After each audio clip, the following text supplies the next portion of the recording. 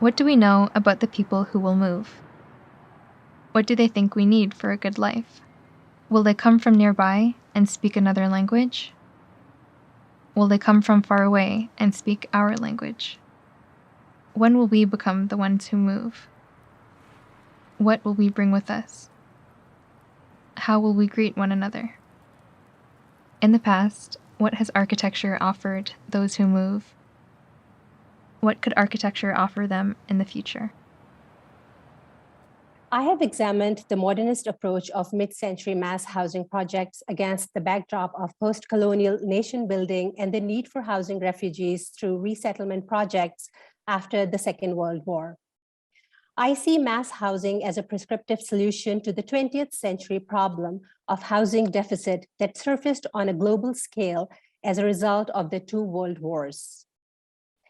That was also the time when most of the non-Western world was decolonized and the new nation states were created. Like the other international development projects spearheaded by the West in the rest of the world, the housing programs also engaged with the process of global modernization, which requires the creation of nation states and the establishment of a capitalist mode of production in those states. All these goals necessitated a cultural and social change that could be achieved through the homogenization and normalization processes. And so the normalization of space through mass-produced architecture equated with the normalization of society. Mass housing accommodated the generalized human needs, overlooking the integration of refugees' cultural and economic needs. I use the example of Pakistan, a South Asian country that served as a field for the post-war international development project and a large-scale refugee resettlement housing program in the mid-century. I argue that the notion of a modern state formation was at odds with Pakistani nationalism from the beginning, as the state was created on the premise of housing a traditional society. Nationalism is a modern construct and requires its citizens to create a national identity. In the case of Pakistan, historically, the people of pre-partitioned India were bound to their regional identities instead of any national identity. In the pre-colonial India, city mohallas, which were the traditional neighborhoods, served as fields of identity formation. The mohallas were socially organized around ethnicities and occupational specialities and trade. After the partition of India, the newly formed state of Pakistan went through a process of modernization, and the new Western standards of normalcy broke up the traditional neighborhood or mohalla structure of the society. And so, looking at the history of the formation of Pakistan, one can see why this notion at times conflicted with the national identity formation of the state. Pakistan's independence in 1947 resulted from the division of India into two countries and accompanied the cross-border migration of about 7 million Muslims from India to Pakistan during the first decade. These incoming migrants were initially called muhajir, which is an Arabic term that simply means those who migrate. Later, this became more like a label for this group and their future generations, who are also still identified by that umbrella term. The term lumps a diverse group of people into a homogeneous entity, although this group represents many different ethnicities from different parts of India with their regional languages and culture. The arrival of 650 Muhajirs within the first 4 years after independence in the port city of Karachi alone increased the city's population from 400,000 in 1947 to 1,050,000 in 1951, altering the social and political dynamics of the city. Ethnic and linguistic conflicts arose when each group tried to create a political space for itself. While the newly born country was still in the process of defining its national identity, both internally and internationally. Muhajirs were also beginning to organize around this added ethnical identity to the already existing ethnic collage of Pakistan. Many of them had lived the first decade of Pakistan in squatters around the city centers of Karachi. They were beginning to demand better living, working conditions, and wages. Army General Ayub Khan came to power as the president through a coup in 1958 to control the situation, claiming that the elected government was not capable enough to face the challenges of the nascent state. The foremost priority of his early urban policies was to relocate the Muhajirs away from the city center. Korengi, a housing scheme with 1 or 2 room quarters, was planned outside the city. An even bigger challenge faced by the president was to unify the diverse group of people under one national identity. Early Pakistan had a challenging political boundary. 4 regions or provinces on the west of India made Pakistan's west wing. After a stretch of 600 miles of Indian territory lay the eastern wing, or East Pakistan. This was the land of Bengali-speaking people that made up 55% of the country's total population. The general's homogenization tactics included promoting Urdu as the only official national language of the country. But his modernization project also gave equal importance to learning English. He supported the one unit bill that was meant to curtail Pakistan's present-day Bangladesh's majority in the federal government. The idea behind the one unit mandate was to overcome group identities in the 4 regions that made up the western part. In the words of the then Prime Minister, Muhammad Ali Bogra, with one unit, there will be no Bengalis, no Punjabis, no Sindhis, no Pathans, and no Balochis. The disappearance of these groups will strengthen the integrity of Pakistan. In 1954, the 4 provinces and tribal areas were all merged into the western part of Pakistan. One of the big development ventures of Ayub Khan's government was the Korengi Town project as part of the Greater Karachi Rehabilitation Housing Program. It was funded by Ford Foundation and designed by a Greek architect and town planner, Konstantinos Doxiadis, who is considered one of the late moderns by some scholars. The project was planned to house 500,000 individuals. During its construction years, it generated much international acclaim. Doxiadis' approach to this housing project is a perfect example of the trajectory of late modernism for solving the global housing crises after the Second World War using scientific methods. This case can be studied considering the concepts presented earlier, in addition to the architect's own theory of human settlements that he implanted in his projects. Attuned to the International Development Project, Doxiadis was the architect behind most of the post-war settlement programs around the globe, especially in the global south, and more specifically in Muslim countries like Iran, Iraq, Saudi Arabia, and Pakistan. Doxiadis claimed that he had a good understanding of the Muslim world. An assumption on his part was that Muslims of the world shared the same culture and habits and lifestyles. Doxiadis' main concern and leading factor in all his projects was his theory on human settlements.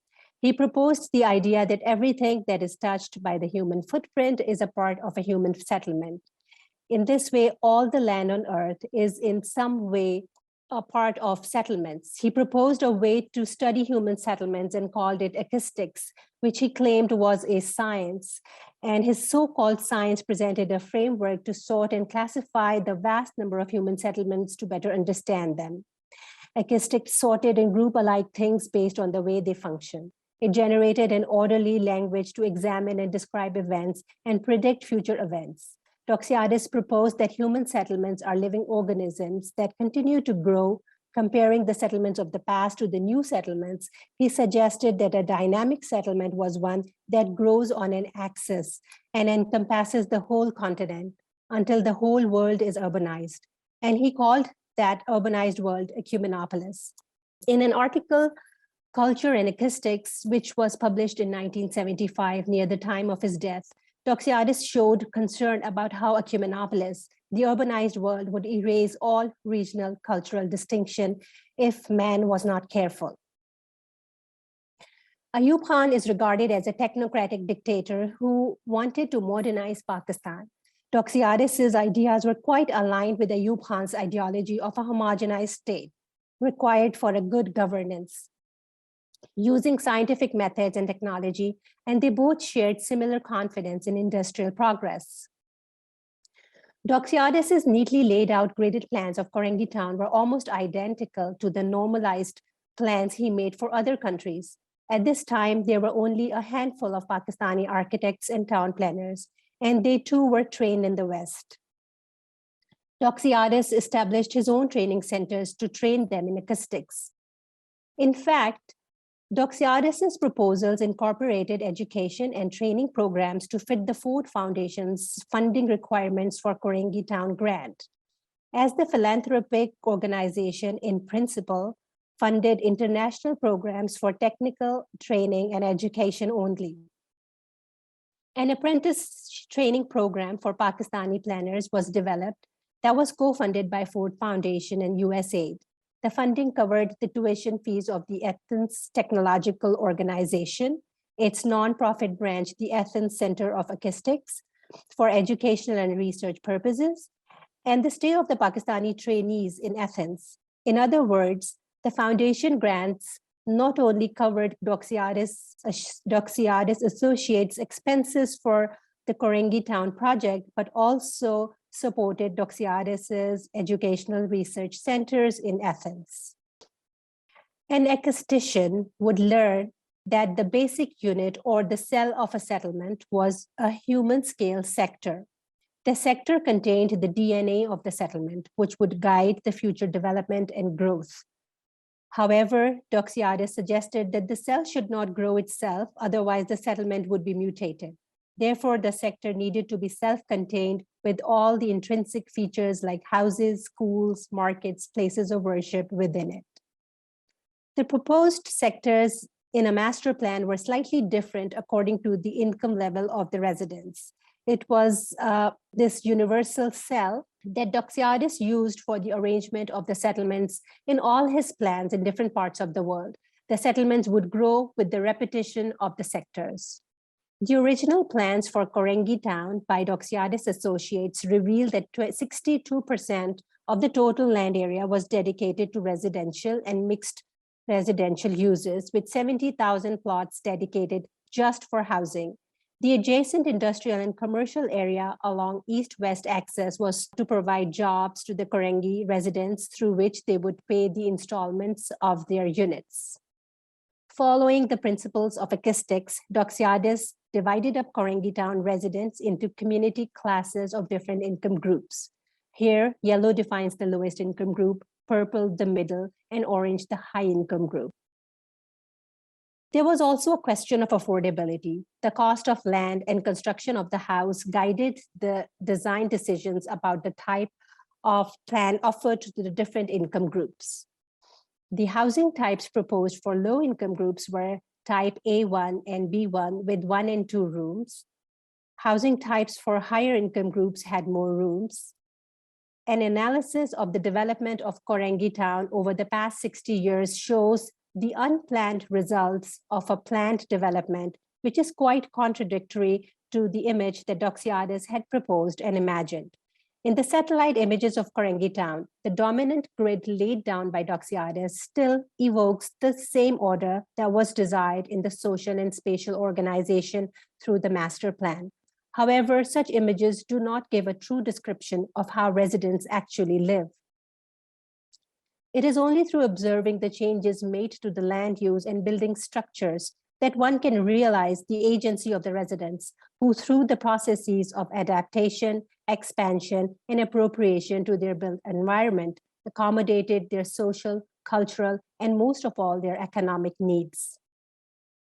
The genetic makeup of each sector in the proposed Korangi plan had a central commercial core, and it did not allow any vehicular access inside the sector with the use of cul-de-sacs. However, the cul-de-sacs were not maintained in any of the human scale sectors originally meant for walking. Vehicular traffic flows through all the areas of the neighborhood sectors. Because there is no information on building heights for the area, therefore, for more accurate height information, I use data from Maxar at 50 centimeter resolution and generated building heights through digital elevation modeling for Korangi Town. It is observed that in some parts of Korangi town, the average building height is up to 40 meters or 131 feet, although it was designed for low-rise buildings. Using 4 indicators that are education level, legal condition of housing, physical conditions of housing, and income levels from Karachi's master plan for 2020, a comparison is drawn between the current residence profile of Korangi town to the rest of the city. And it is evident that Korangi town predominantly has a low to low middle income population with no representation of high income groups, which was desired by the original plan.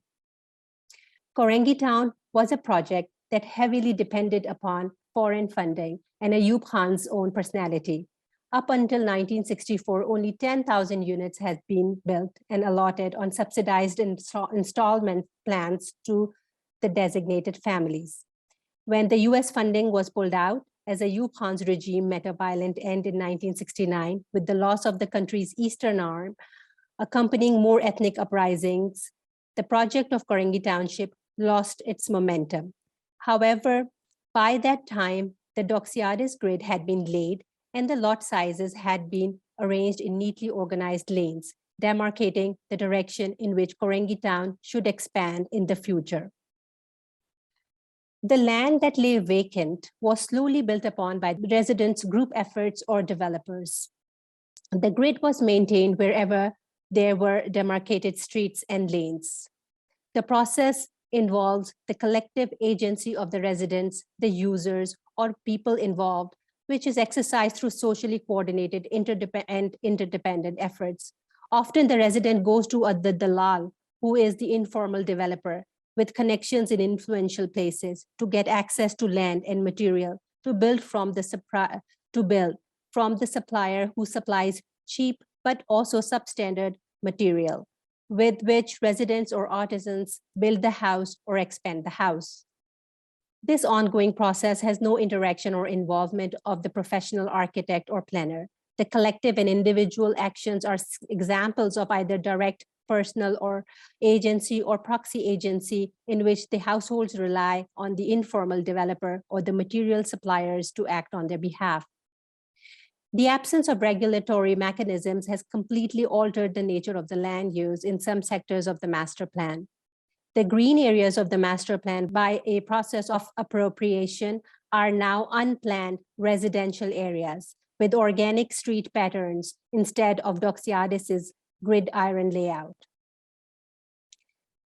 A sector called Sector 36G, planned to be a park, houses Rohingya refugees from Burma since the 1960s.